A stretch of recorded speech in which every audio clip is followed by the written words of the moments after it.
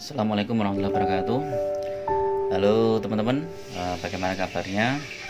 Mudah-mudahan kalian selalu dalam kondisi sehat, bahagia, dan sejahtera. Bagi teman-teman yang sekarang sedang mengalami sakit, aku doakan mudah-mudahan segera diangkat penyakitnya dan diberikan kesembuhan seperti sedia kala. Oke, di pagi ini aku ingin berbagi tentang kondisi bisnis apotek yang akhir-akhir ini luar biasa ya. Seperti teman-teman ketahui ya, di dalam judul ini aku membuat judul bisnis apotek bagaikan main roller coaster. Nah, teman-teman kalau yang sudah pernah main roller coaster ya bisa membayangkan sendiri ya bagaimana dia naik kemudian turun drastis, kemudian naik lagi, dan itu benar-benar membuat spot jantung yang luar biasa. Nah, akhir-akhir ini kita mungkin melihat ya bahwa bisnis apotek di awal tahun 2021 sempat melejit. Ini berkaitan dengan tingkat yang kondisi COVID yang begitu menakutkan sehingga ada panic buying sampai-sampai mungkin beberapa teman mengalami hampir kita itu 24 jam untuk melayani pasien yang membutuhkan obat. Tetapi itu tidak berlangsung lama ya, karena memang itu sifatnya insidental. Jadi seperti tahun-tahun sebelumnya pada saat awal-awal pandemi itu ada juga kenaikan, tapi kemudian setelah itu turun terus. Ada beberapa teman yang berspekulasi ya, jadi dia menumpuk barang dalam jumlah yang sangat besar, dan itu akhirnya di bulan-bulan berikutnya akan mengalami kesulitan likuiditas karena barang yang dia order itu sudah jatuh tempo, sementara omset turun. Nah, ini mungkin jadi semacam pelajaran bagi kita bahwa dalam bisnis apotek ya, atau bisnis apapun itu kita harus bisa mengendalikan diri, mengendalikan ego kita. Jangan sampai kita menuruti ego kita untuk mencari profit sebanyak-banyaknya, tetapi tanpa melihat batas kemampuan kita. Jadi kalau misalnya omset itu naik 2 kali lipat dari bulan sebelumnya, tidak ada jaminan bahwa di bulan-bulan berikutnya itu omset itu akan bertahan, dan bisa jadi itu akan turun jauh lebih dalam dibandingkan dengan omset biasanya. Nah, ketika omset apotek itu turun dalam jumlah yang sangat banyak ya, itu maka teman-teman yang tidak siap secara likuiditas akan mengalami kesulitan dalam pembayaran hutang dagang, kemudian kesulitan dalam pembiayaan biaya operasional dan lain-lain. Nah, bagaimana strategi kita kalau kita sudah mengalami hal tersebut ya? Aku pernah membuat sebuah video ya, yang dulu ini sebenarnya pernah dialami oleh teman-teman di bisnis apotek. Ketika kita mengalami kesulitan likuiditas ya, ada beberapa hal yang harus kita lakukan. Kalau kita punya dana cadangan ya udah, kita ambil dana cadangan itu untuk membackup bisnis apotek kita. Tetapi kalau kita tidak punya ya sudah, kita mengambil langkah kedua, yaitu langkah kedua adalah yang pertama adalah negosiasi dengan pihak supplier untuk menunda pembayaran. Karena apa? Kalau kita paksakan untuk membayar sekarang, maka kita tidak punya uang, kita tidak bisa menggaji karyawan dan lain-lain. Akhirnya malah bisnis itu akan semakin terpuruk.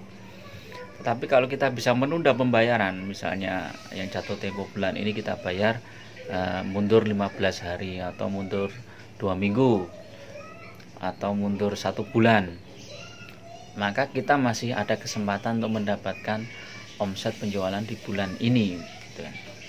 Nah, nanti dengan pulihnya omset atau penjualan, maka diharapkan kita bisa melunasi tagihan yang jatuh tempo. Itu ya, ada 2 langkah. Terus yang ketiga adalah efisiensi. Karena kondisi yang seperti ini kita tidak mau harus melakukan efisiensi. Efisiensi itu di bidang apa? ya kita di bidang biaya operasional. Dari biaya operasional yang bisa kita efisienkan apa misalnya? Kita teliti dari seluruh item biaya operasional yang paling kecil resikonya untuk melakukan efisiensi apa, misalnya biaya listrik bisa kita turunkan, lampu misalnya, biaya lampu, biaya AC yang biasanya kita pasang terus menerus mungkin bisa kita matikan beberapa jam. Nah, itu sudah mengurangi KWH kita. Atau kita pakai alat-alat elektronik yang AC yang inverter, itu biaya operasional jauh lebih kecil. Kemudian biaya operasional yang lain itu bisa kita kurangi, misalnya telepon, kemudian biaya yang lainnya lah. Kalau sampai mentok kita tidak mampu karena omset turun terus, kemudian biaya masih besar, ya sudah terpaksa kita ngomong ke karyawan bahwa bisnis ini nggak bisa bertahan kalau kondisi seperti ini. Maka kita bisa mengefisienkan misalnya jadwal masuk karyawan. Biasanya kalau pagi ada 3 karyawan, kita kurangi jadi 2. Malam biasanya 3 jadi 2, atau biasanya 2 jadi 1, disesuaikan dengan omset. Nah, nanti saat kondisi sudah mulai pulih, maka kita bisa fullkan lagi. Jadi itu beberapa hal yang perlu kita lakukan.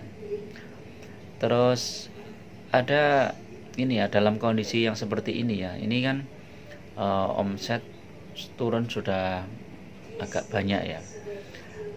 Apa yang harus kita lakukan? Kita mulai memilah-milah lagi ya dari beberapa barang yang telah kita order, kemudian barang itu tidak bisa keluar lagi, nggak ada orderan. Nah, itu kita bisa push lagi, kita dorong lagi supaya omset atau penjualannya paling tidak bisa mengurangi jumlah stok yang ada. Karena apa ya? Karena stok kita terlalu banyak mungkin. Nah, itu kita misalnya dengan posting di Instagram atau posting di WhatsApp, kemudian kita edukasi ke pasien untuk membeli produk yang kita tawarkan. Jadi itu. Jadi memang karakter masyarakat Indonesia, masyarakat kita itu masih didominasi oleh emosional ya. Sehingga kita harus paham betul. Nah, ini pentingnya kita menjaga presentasi pembelian. Kalau nggak salah, saya dulu pernah membuat bagaimana caranya mengendalikan pembelian agar pembelian itu tidak membludak. Jadi kalau dalam kondisi yang normal, pembelian itu ya sekitar paling nggak 70% lah. Itu pembelian yang melalui istilahnya yang bukan konsignasi ya, 70%, kemudian yang 10% itu biasanya konsignasi. Jadi pembelian itu selalu 80% dari omset. Tapi kalau bisa omset itu adalah omset prediksi kita bulan berikutnya, bukan omset sekarang. Nah, tetapi kalau kita kesulitan memprediksi omset bulan berikutnya, karena seperti kemarin itu ada lonjakan omset yang luar biasa, ternyata bulan berikutnya kita langsung turun drastis, jadi kita kesulitan ya. Nah, ada beberapa teknik yang dibuat oleh teman-teman, beberapa teman saya yang di apotek. Pada saat krisis, pada saat panik, dia tidak membeli barang dengan tempo, tetapi dia beli barang dengan cash. Sehingga apa? Sehingga tidak memberatkan di bulan berikutnya. Jadi pada saat ada lonjakan permintaan yang luar biasa, dia belinya cash. Nah, sehingga ketika bulan berikutnya itu ada yang pas bulan sebelumnya yang lonjakan itu ya tagihannya biasa aja, nggak ada lonjakan tagihan, itu nggak ada. Jadi salah satu strateginya. Nah, tapi dalam kondisi yang normal itu harusnya memang kita ada semacam pengendalian pembelian. Jadi saya sering tanya itu ke bagian pembelian, bagaimana pembelian hari ini, apakah berapa persen dari omset, itu untuk mengontrol agar pembelian itu tidak terlalu berlebihan. Kalau sudah 70%, oke, direm dulu. Jadi kita benar-benar melakukan pembelian yang betul-betul fast moving, betul-betul kita perlu sekali baru kita lakukan pembelian. Tapi kalau masih 60%, masih ada ring 10%, 70%. Nah, yang 10% itu kan untuk ini apa?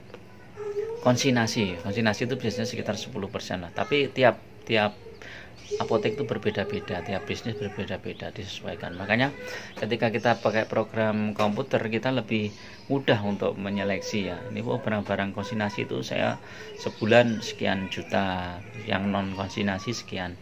Jadi kita bisa lebih mudah untuk pengadaan barangnya. Terus ini ya, saya juga ingin mengatakan bahwa ketika omset naik 2 kali lipat misalnya omset 100 juta, kemudian tiba-tiba ada panic buying jadi 200 juta. Itu artinya kita ada tambahan omset 100 juta. Tambahan omset 100 juta itu bukan tambahan uang, tetapi tambahan profitnya itu hanya sekitar 10-15% saja. Jadi anggap aja kita ada tambahan profit sekitar 10 atau 15 juta. Nah, kalau di bulan berikutnya omset turun lebih dari 100 juta, maka likuiditas kita itu kalau kita tidak mempersiapkan dalam maka akan terganggu. Karena apa? Tambahan profit cuma 15 juta, tapi likuiditas di bulan berikutnya turun sampai 100 juta. Nah, kita nomboknya di situ. Tetapi kalau kita sudah mempersiapkan, ketika tambahan omset 100 juta itu langsung kita sisihkan 80%-nya atau 80 jutanya langsung disisihkan di bank, atau kita sisihkan pokoknya untuk pembayaran inkaso di bulan berikutnya, maka nggak masalah. Jadi ada tambahan omset lonjakan, terus bulan berikutnya ada lonjakan hutang dagang, kita tetap bisa bayar. Oke teman-teman, itu aja tip hari ini, tip bagaimana bisnis apotek bagikan roller coaster. Kita harus siap mental, siap strategi agar kita tidak gagap, kita tidak takut dalam menghadapi berbagai masalah yang ada di bisnis apotek ini. Mudah-mudahan bisnis apotek ini kedepannya bisa lebih bagus, lebih baik lagi, dan kita bisa mempersiapkan apotek kita untuk menghadapi bagaimanapun kondisi yang akan datang. Oke, tetap semangat. Dan bagi teman-teman yang ingin belajar dengan saya, terutama teman-teman yang masih baru dalam memulai bisnis apotek, ingin belajar sharing dengan saya, bisa mengikuti mentoring bisnis apotek, dan tentu saja itu berbayar cuma 500.000, keanggotaan sampai 5 tahun. Nanti bisa detail konsultasi dengan saya, kemudian bergabung juga dengan grup diskusi di Telegram dengan beberapa teman dari berbagai daerah yang juga ingin mendirikan bisnis apotek. Itu saja yang bisa saya sampaikan. Ada kurang lebihnya mohon maaf. Assalamualaikum warahmatullahi wabarakatuh. Tetap semangat.